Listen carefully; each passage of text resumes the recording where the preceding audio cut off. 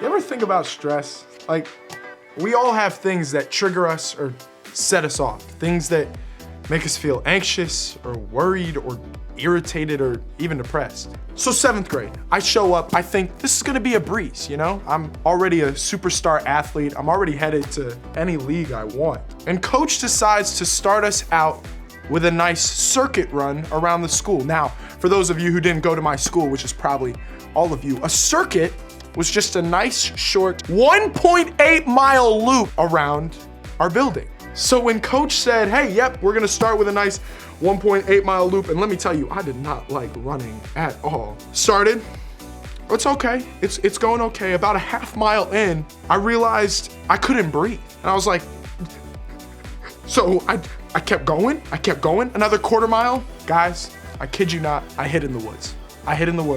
I called my parents, I said, Mom, I can't do this. Soccer is just, I'm not made for this. God has something different for me. Soccer is not it.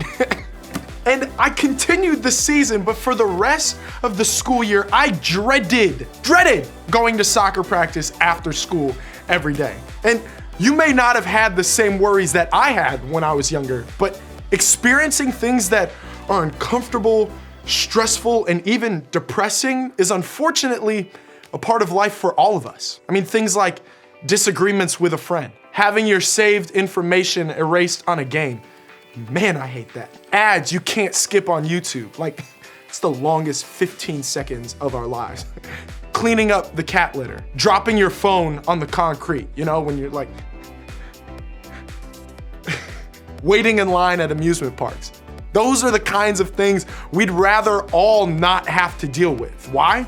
Because of the way they make us feel. And sometimes the stuff we don't want to deal with is small and it's easy to move past. I mean, if we get frustrated with ads on YouTube, we just don't watch them. You know, the 5 seconds and then skip.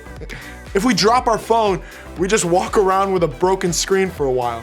If we really want to ride the roller coaster at the amusement park, we just wait in the long line. Problem solved, right? But sometimes the things we'd rather not have to face are bigger issues. These are the things that stress us out or upset us in ways so big that we just don't know how to deal with them. Things like the police showing up to our house because our parents are fighting again, a sibling struggling with drugs or alcohol, a friend lying to us over and over, feeling like we can't seem to get out of our depression, not being able to go on the trip at school because we're failing all of our classes, being dumped by our boyfriend or girlfriend, having to go back to school after a horrible rumor was spread about us on Insta, living through the coronavirus pandemic. These things are so much more painful. And because of that, they can make our feelings much more intense. And when we feel that deep depression, hurt, anxiety, fear, panic, pain, and shame, all of that, I think if we're honest, most of us don't know what to do with it. Maybe we try to do anything to not have to face it. We avoid it so we don't have to think about it or deal with the feelings or circumstances we're experiencing. Or maybe when we're experiencing these feelings, we do the exact opposite. We feel that deep depression and hurt and pain and anxiety to the point where those intense feelings feel like they take control over us. Maybe we don't try to avoid our feelings, but we don't really deal with our feelings either. We simply don't know what to do with what we feel, so we don't do anything at all. See, we all have different ways of dealing with what we feel.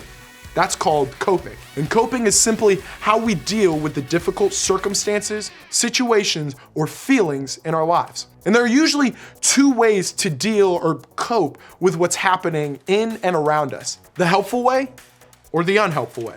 And helpful coping skills are so important. They give us ways to handle our emotions or process what we're dealing with so that we can not only feel better in the moment, but moving forward in the future too. Helpful coping skills are things we do that are good for us. They're healthy ways to deal with our feelings. So what are these coping skills that can help us through difficult situations we face? Well, there are several. So I asked some of my friends what they're using. Here's what they said. When I'm stressed, I work out. For me, it's playing piano. Play with slime, because who doesn't love playing with slime? And it makes fart noises. For sure, journaling. I mean, I love all the words. Oh, for sure, candles. I call it candle therapy. Take long, deep breaths. Come on, try it with me. 3, 2, 1. 1, 2, 3. What the heck is bothering me?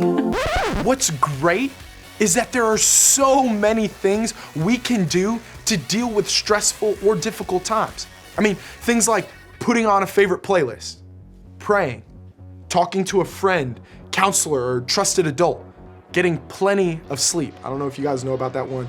It's super great, try it out. Going outside into nature, watching a funny video on YouTube, eating healthy food. But on the opposite end, there are also ways of coping with our feelings that are unhealthy. There are some unhelpful things we do to deal with what we feel. They're the things we do to try to ignore or forget about or escape from what's happening in and around us. And these could be staying in bed for days at a time, binging Netflix or YouTube for hours when struggling, punching the wall or smashing things, turning to things like drugs and alcohol, cutting or harming ourselves physically, avoiding or shutting out the people who love and want to help us, spreading rumors or being disrespectful to take the attention off ourselves, picking fights with our friends or family just to get our anger out. Now, can I let you in on a little secret? Everybody struggles with this. I mean, you, me, your parents, your group leaders, the people at school who seem to have it all together. Every single person struggles to choose healthy ways to deal with what we feel. And I think one reason for that is because coping can be difficult. Sometimes the stuff we turn to isn't all that bad. I mean, exercise, naps, video games, ice cream, Netflix, sleep, all those things can be helpful when we do them in healthy ways. But sometimes we use them in unhealthy ways, and that's when they can create more problems. Coping in unhealthy ways can hurt us more than it helps us. Here's what I mean. When we go for a run, that's great because it helps us take a break or work out some anxiety. But when we run 4 times a day to avoid our anxiety, that's when it could lead to harm for us physically. When we watch a couple hours of Netflix to make ourselves laugh when we're sad, that's awesome. But when we watch Netflix for 24 hours straight because we don't want to deal with what's making us sad, that's not as okay. When we take a nap because we're overwhelmed, I love me a nap. That's helpful because it can re-energize us. But when we sleep all day and don't get out of bed, that's not so helpful. See, the problem with all the unhealthy ways to cope is that they only work for a moment. I mean, sure, you might feel better in that moment, but at the end of the day, that feeling you're working through, it's still there. That circumstance or struggle didn't change or just go away. It's not gone just because you tried not to think about it for a few hours. Depending on how you choose to cope, it's possible to end up with an even bigger issue to deal with. And that's because unhealthy coping doesn't help you in the long run. And honestly, this type of coping doesn't really help you deal with what you're experiencing. And the reality is, you're going to face difficult circumstances and big feelings for the rest of your life. Like, for the rest of your life. That's why it's so important to think about healthy ways to cope now as a middle schooler. I want that for you, but more than that, so does God. We can find a lot of examples and wisdom about how to handle those things in the Bible. These are real words written by real people who dealt with real feelings. So in other words, they get it. I want to jump into a book of the Bible that's found in the Old Testament, which is the portion of the Bible written before Jesus lived on earth. And this particular book is called Lamentations because a lamentation is a way to express deep grief or pain or sorrow. And a lot of what is written is actually poetry. The person who wrote this book was dealing with a lot of sadness in their life at the time. They'd witnessed the destruction of the city of Jerusalem. And it was a pretty horrible situation. A lot of people died, and most of those who survived were starving, injured, and homeless. So let's take a look at what was written after witnessing this devastating situation. I remember my affliction and my wandering, the bitterness and the gall. I well remember them, and my soul is downcast within me. Yet This I call to mind, and therefore I have hope. Because of the Lord's great love, we are not consumed, for his compassions never fail. They are new every morning. Great is your faithfulness. Okay, let's break this down.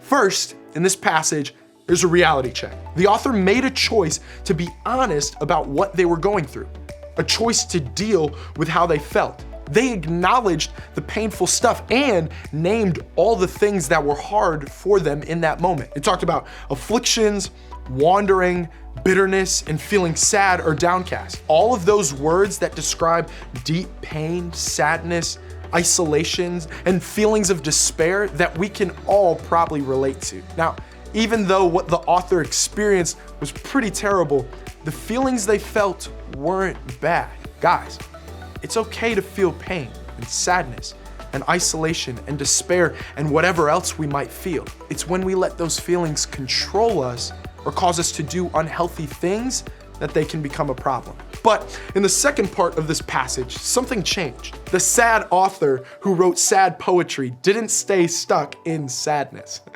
Instead, they made another choice.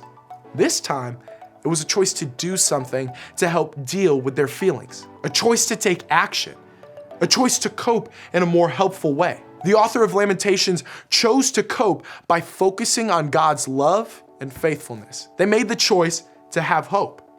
How? By reminding themselves every time they woke up, got out of bed, and maybe even had some breakfast, that every morning is a fresh start. That with God, there's always a possibility for more, for better, for help, and for hope. Does that mean that things just suddenly got better? No, there was still sadness and destruction all around.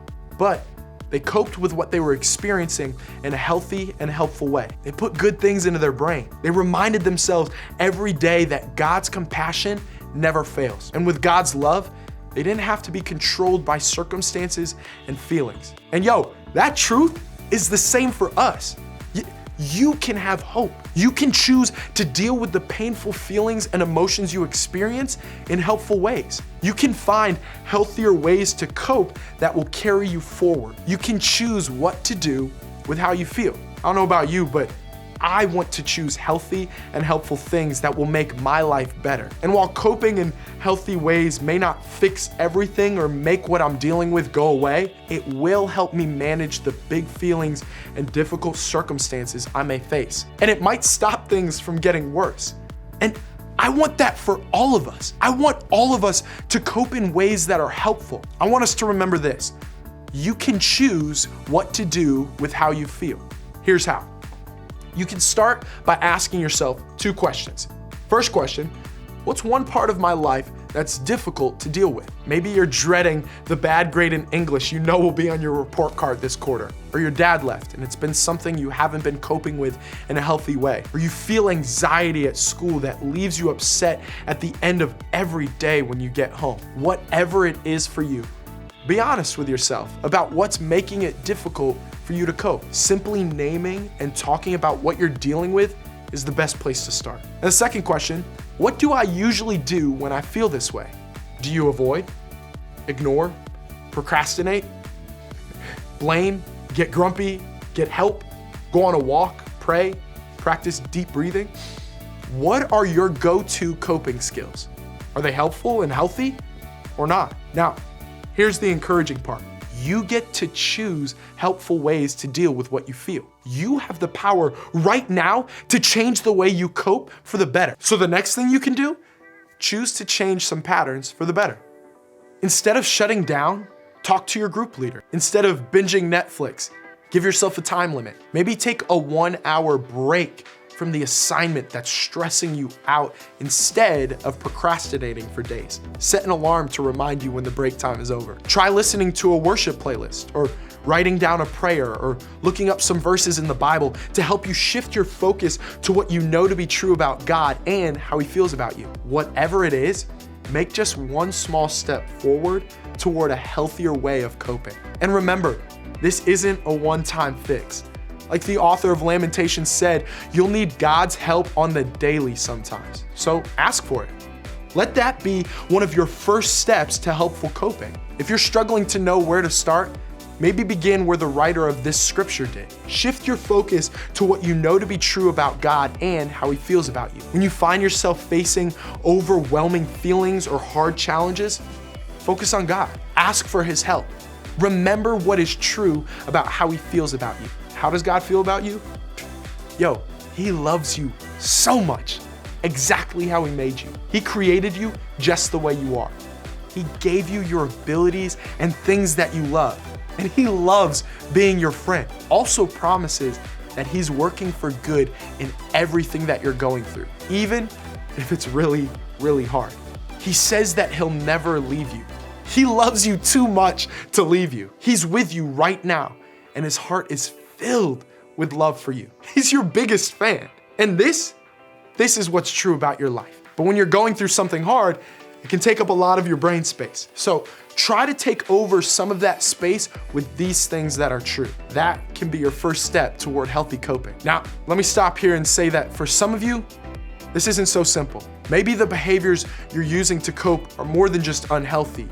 They're harmful. They're hurting you and leading you down a difficult path. Or maybe the coping skills you have are there for a reason, because your home is unsafe or unstable. Your circumstance just isn't good, and you need a place to go or a way to avoid it. If that's you, please know we want to help you through that. Talking to your group leader or a trusted adult who can help you deal with whatever you're facing is a way to start to get the help you need. Please know this is a safe place for you to do that. And remember, you can choose what to do with how you feel.